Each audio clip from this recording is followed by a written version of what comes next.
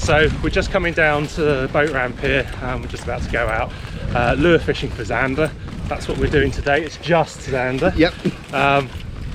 So we're going to use several different techniques. We're going to be showing you some of the gear which Lucky John produce. So some of the rods and reels, lines, lures, and hopefully we can get onto some Zander. Yeah, That's the plan. Yeah.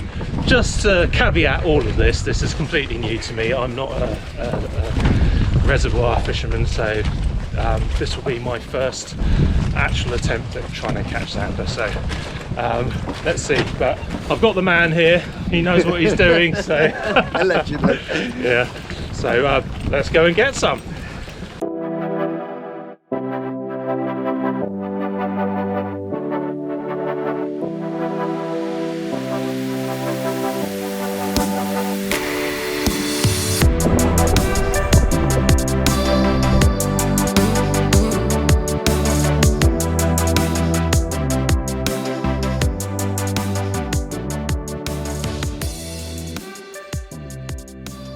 So vertical fishing for Zander, so you're dropping your jig head straight down below your rod tip, and the trick with the Zander is to not do too much.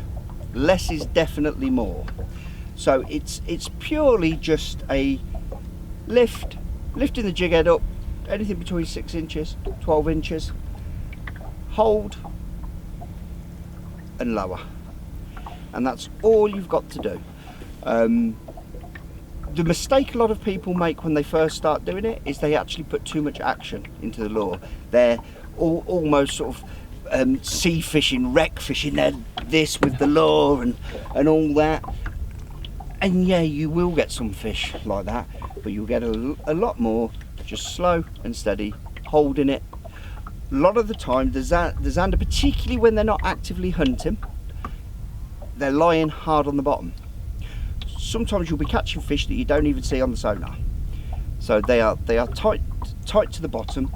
So you're more annoying them than anything else. You're invading their space. It's more of just a predatory instinct thing. It's an aggressive, territorial thing, if you like. But they just don't like the lure being right in their face. So they'll snap at it. And they're not actively feeding necessarily. So if you're way up above the head, up and down, they're likely to just ignoring it. You know, it's not in their face, so it's just a small lift, pause, drop. Again, the majority of the bites you'll find are on the way down.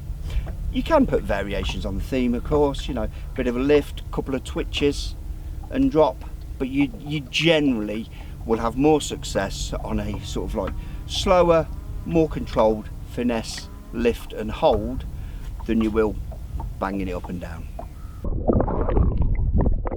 Business end, got a 4-inch Macora split tail in the crystal white. The jig head is a Lucky John 30 gram 3.0 jig head. We're barely drifting. We haven't got a huge drift speed, so I could get away with a lighter jig head, but the fish are down on the bottom, so I just want to get the bait down as quickly as possible. As you already touched on, Guy, nice fine braid to cut through the water. Fluoro leader of about 2 meters or so. My rod is Lucky John Van Rex twitching 28 gram in the 6-foot version.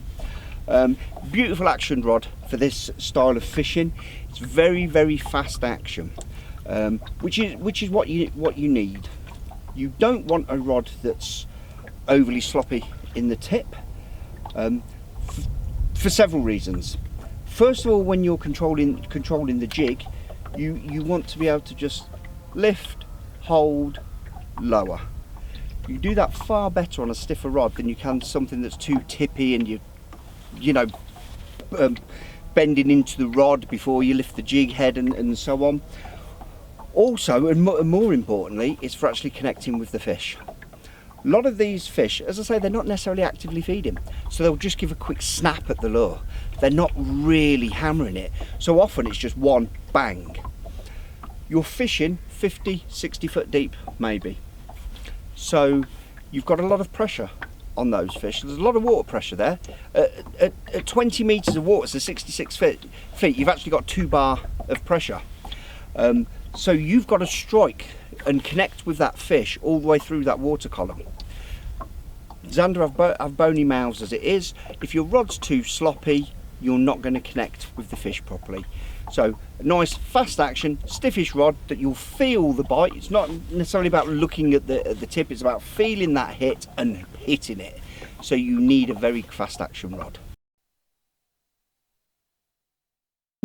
The reel is Lucky John Anera Jig 8 reel in a 3,500 size. Gone for this size because it's got that nice wide spool. Obviously you're dropping down a long way, so you want the line to come off quickly. You don't want a small tight spool. You want a nice wide spool that helps get the line down quickly. This has got a very, very good drag on it, and also again, like I said, you're fishing quite deep water, so when you do bring it back up, you don't want a small tidy 1,000 size reel that you're winding and winding and winding for ages. So decent retrieve rate, 3,500 size is perfect for this style of fishing.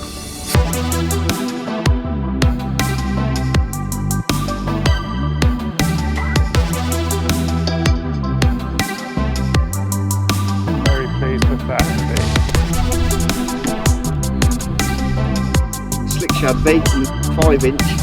What a beauty. Put it back.